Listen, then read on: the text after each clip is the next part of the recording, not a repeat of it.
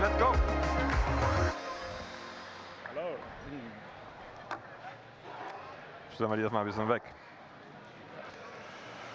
Hallo und willkommen zum Hello and welcome to at the MHP Festival. My name is Reinhard Lörcks. I'm associated partner at MAP, and it's my pleasure to welcome Markus Merkel to jointly present an interesting topic to you: setting up and monetizing product-based digital services. Well, thanks, Reinhard. So my name is Markus Merkel, Vice President Alliances and Channels at Salesforce, in charge of the partner business in Central and Eastern Europe.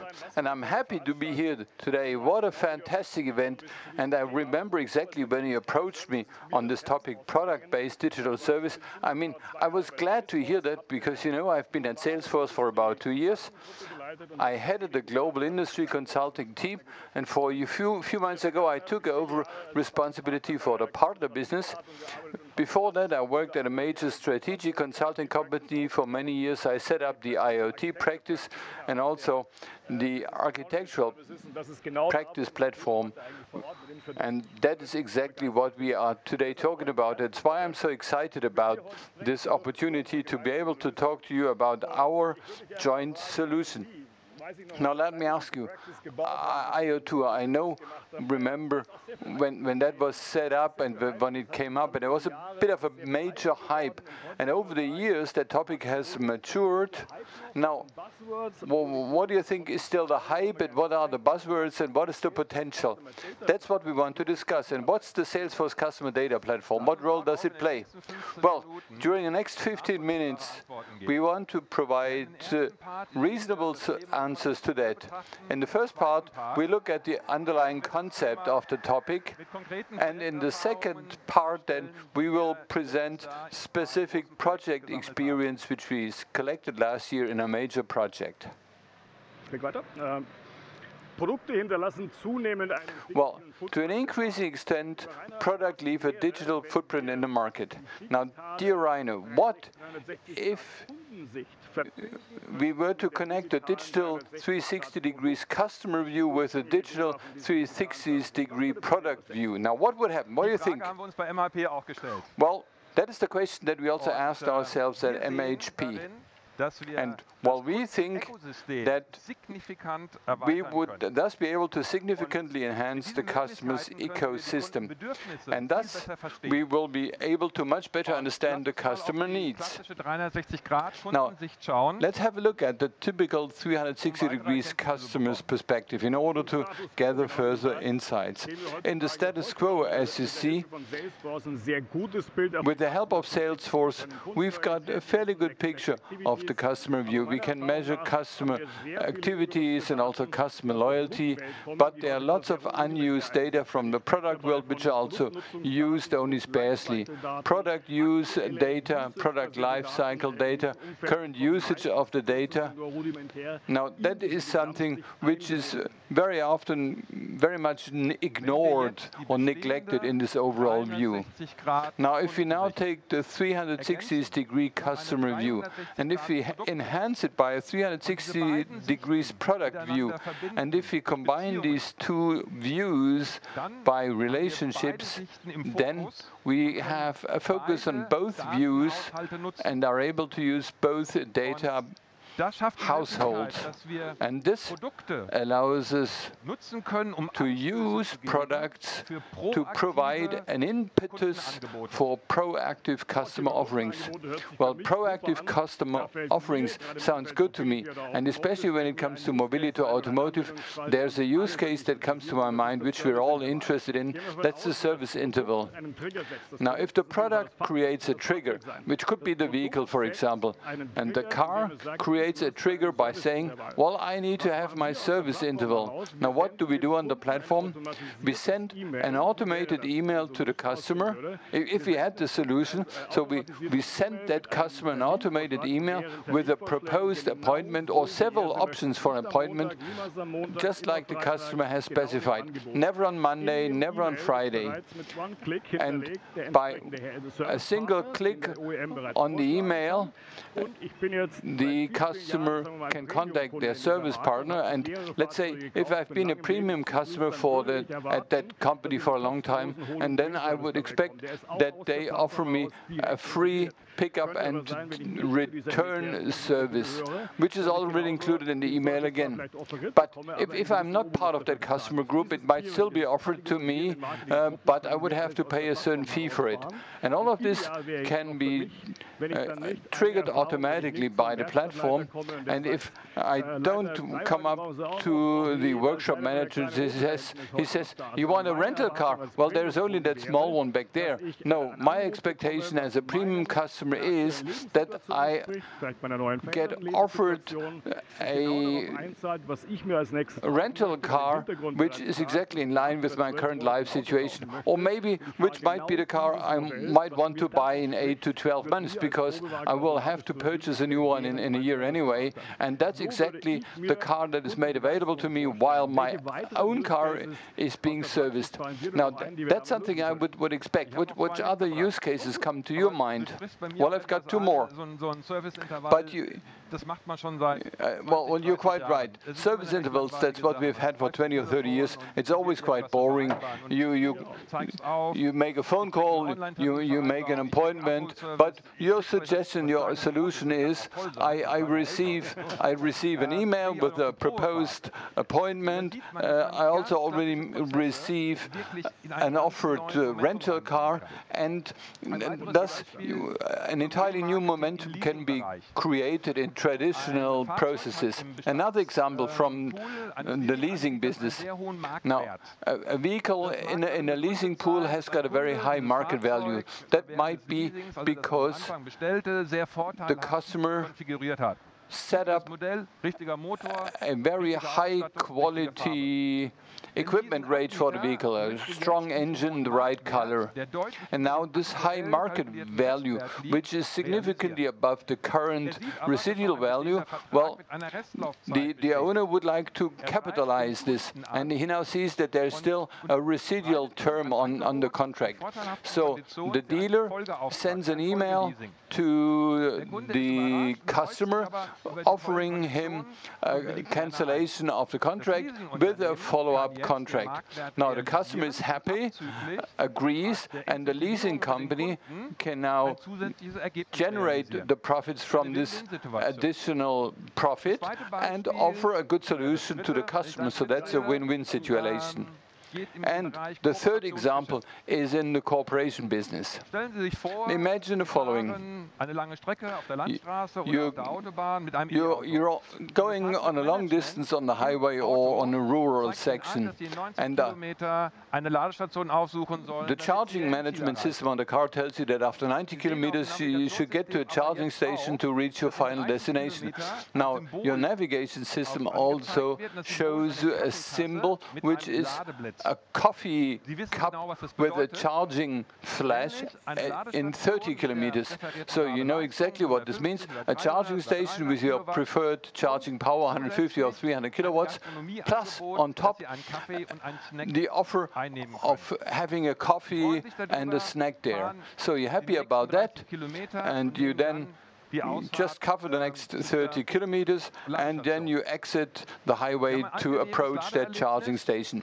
You've got a positive charging experience. You use the time for that cup of coffee and a snack. Now, how is that possible? Well, the OEM has entered into a cooperation with the charging infrastructure provider or several providers and a chain of restaurants.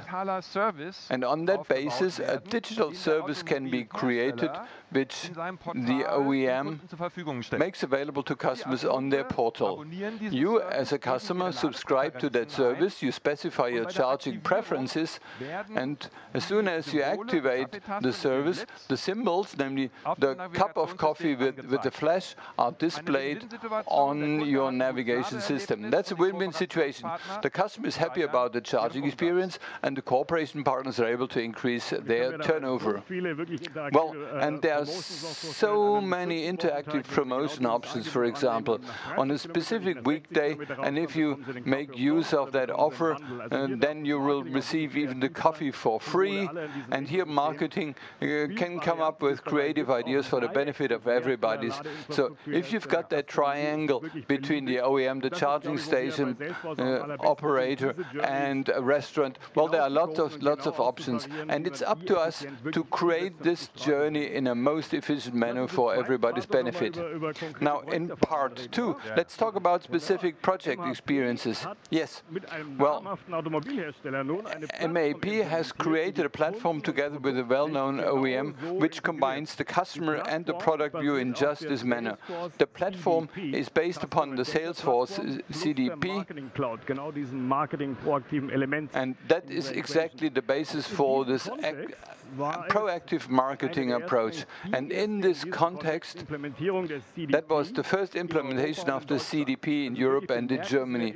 So that's a highly innovative project, but nevertheless, MAP was able to implement that project through close cooperation with us within just 3 months. So it went live in just 3 months, and we are still absolutely excited about this. Now, what was the starting point for the customer, and how did you proceed?